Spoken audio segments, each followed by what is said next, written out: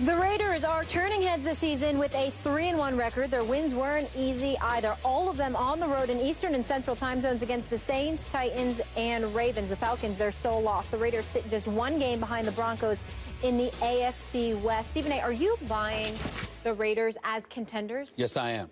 Contenders in terms of not Super Bowl contenders, but I do believe that they will make the playoffs. I think this is the first time, and I think they've missed the playoffs for like 14 straight years. In the past, particularly when they let go of Hugh Jackson, I was really on the GM McKenzie. Not anymore. I think that when you look at what they've built in Oakland, it's incredibly impressive. Now, they got to get ready to get on their knees and just, and break the bank to give to, Khalil Mack, because he is the Mack daddy. He is the man. No question about it. But so is Derek Carr. 9 touchdowns, just 1 interception, complete 68% of his passes, already thrown for over 1,000 yards in the first 4 games of this season. Latavius Murray, they got a 3-headed running attack. Latavius Murray, this kid, DeAndre Washington and Jalen Richards, both averaging better than 4 yards a carry. Very impressive. I thought it was about Amari Cooper. I really did, because I love me some Amari Cooper, okay? The boy was big time coming out of Alabama. He has lived up to the hype and then some. But my Lord, Michael Crabtree, talk about a rebirth. I mean, this brother shows up. Crabtree is handling his business, and it seems ideal that he's your secondary option at the receiver spot. Experienced, and knows what he's doing, knows how to play the game. He wasn't a #1 in San Francisco, which Richard Sherman showed us, but at the same time, he's a quality #2 guy with Amari Cooper there with him. I like what I'm seeing offensively. Defensively, they got to defend the pass better. There's no question about it, because they're ranked dead last. They got to do a better job. But I'm a fan of Jack Del Rio and the job that he has done. I'm a fan of their coaching staff. That mystique of Raider Nation, to me, is coming back. They got to do something better with Khalil, because, again, you got to get Khalil Mack some help. But then I look at the schedule, Max. Let's look at this. They're 3-1 now, 3 consecutive road wins, all right, to open the season. Hasn't been done in a long time by them. But then you got Kansas City, Jacksonville, Tampa.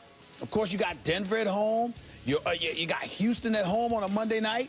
You got a struggling Carolina Panther team, Buffalo. I mean, don't get me wrong, their schedule is quality, but it's not a death knell. Right. They can win some of these games. And with the way the Jets and Buffalo have looked in the AFC East, with the way the AFC, you got competition in the AFC North. I only think the winner of the South will come out. I think they got a shot to compete with one of the teams in the North for that second wild card spot. I think this is the year the Raiders make the playoffs. They do have a shot to make the playoffs. In that sense, they're contenders. But when I hear, are they contenders, I think, are they Super Bowl contenders? And I think everyone is a year early on that. Everyone sees it coming, so everyone wanted to be the first one to say, oh, watch the Raiders. Right. The Raiders are not Super Bowl contenders this year because they don't play defense. Now, Khalil Mack, let's start. First of all, everyone knows Carr's excellent. Amari Cooper's excellent. No question about it. But this NFL, it's almost like baseball during the PED era. Not that they're totally out of the game, but when it was running rampant.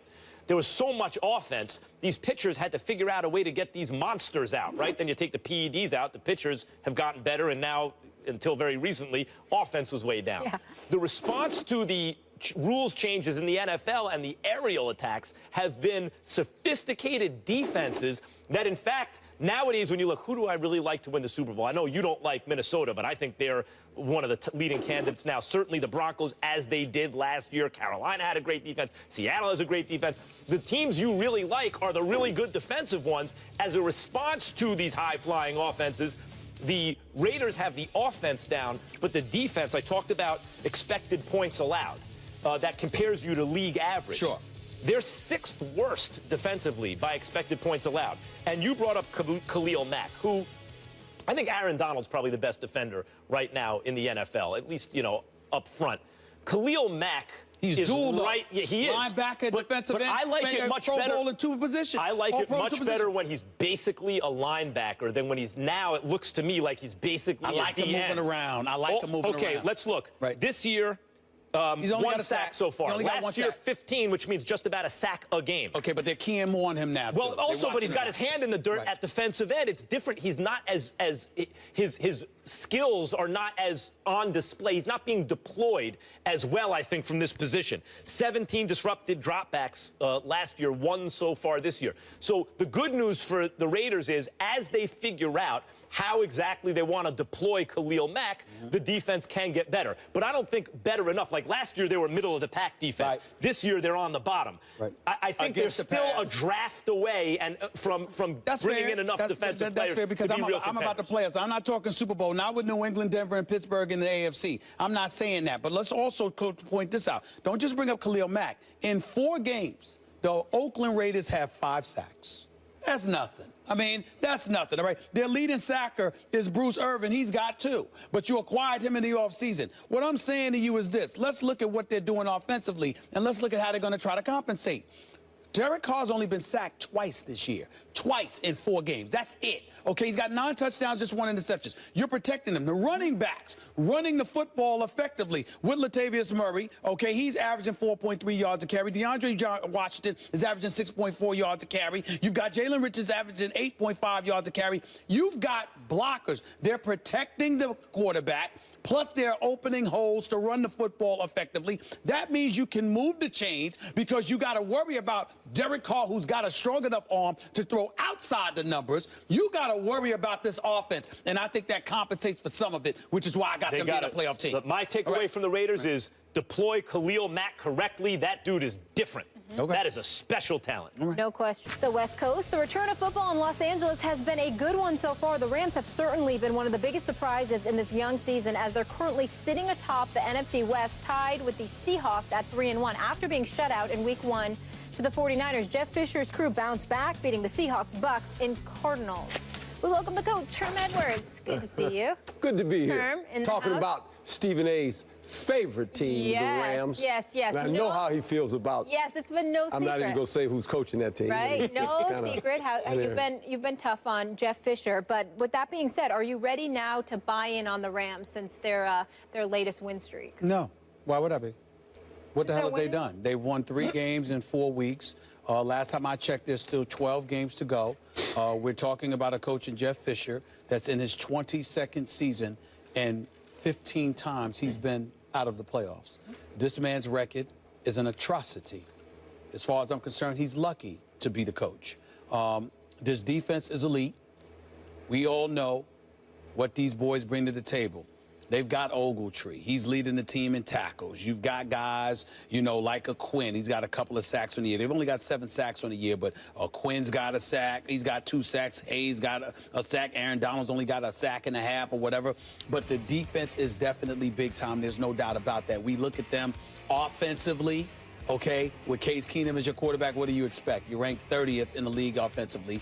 Dead last in yards accumulated, 30th against for the pass, 30th for the run. So clearly your defense is carrying this team. You just drafted a guy #1 overall while Carson Wentz and Dak Prescott, even though Trevor Siemian was drafted the year before, they're playing. You see a guy in Jared Goff who wasn't even on the active roster for Week 1, and we haven't seen him throw a pass yet. It's still early. We get all of that. But what I'm trying to say to you is that when you have a number of years spanning decades of ineptitude, 4 games does not erase I also that. don't believe in the Rams. I think that, look, I'll tell you why, Coach. Wow. First of all, they have 2 good wins. The good wins are against Arizona and Seattle. You know who they beat last year? Arizona and Seattle. I mean, divisional games, rivalries, that, you know, lesser teams can beat better teams. This happens. Yep. You know the Rams play Seattle tough, and they beat Arizona last year, too. Here's the thing about the Rams. Going into this season, I looked and thought, they have a good defense, good front 7. If you played them in daily fantasy last year, you know they'd rack up a lot of points for you, right? They have an offensive line. Their strategy is get rid of the ball quickly, but still the offensive line not so bad, and a great running back in Todd Gurley, potentially the best in the game in the not-so-distant future. They have a pretty good receiving core. They just were missing a lead wideout, in my opinion, Coach, and a veteran quarterback. Why they decided to trade up to draft a rookie quarterback who didn't look like a Cam Newton or an Andrew Luck in college and not just use that to draft a wideout who we've seen, Amari Cooper, Sammy Watkins, Odell Beckham Jr., assume that lead wideout role right out of college, and then bring in a veteran quarterback like what Minnesota did with Bradford or RG3, although he got hurt. Kaepernick, different guys were available. I don't know. I thought that would have been a better strategy. But, Coach, I agree with Stephen A. here. Based on Jeff Fisher's recent history and just these 2 wins, the quality wins, I don't believe in the Rams. Wow. Without a quarterback. Wow. That's really disappointing for me. Because all of a sudden, all 3 of us kind of agree. You were gonna I like the tease. I like the look at Coach elevating his TV action. You gotta sell the play action. Well, look, you gotta sell it. Not selling the play action.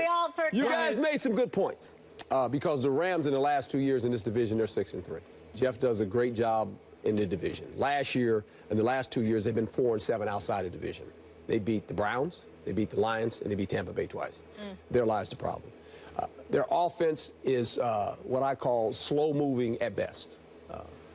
They have a problem with big plays. Got a unique running back, but the offensive line is not very good, to speak nicely. Their defense is in the middle of the road. They got a good front. They got a great corner in Tremaine Johnson, very, very good player. But they're in a division right now where you see some teams struggling, Arizona being one. Seattle's going to continue to get better. I would hope Arizona will get out of this lull. But Arizona's got some issues, too, when you look at them. And I said it in the preseason. I didn't like the way they looked. It was just something that was bothering me. They got 12 games left. They'll probably get this thing going because they're talented enough in that. But the Rams are a team right now that when the season continues to play out, I think it'll catch up with them. Because they can't score points. They cannot score points. When they're forced to score points, they're going to get in trouble. Well, let me ask you this Quarterback. question. Let me ask you this question, Coach. When do we get to hold Jeff Fisher accountable for everything that you just diagrammed for us as it pertains to their woes as a franchise? Well, you can hold him accountable. I mean, all coaches are held accountable.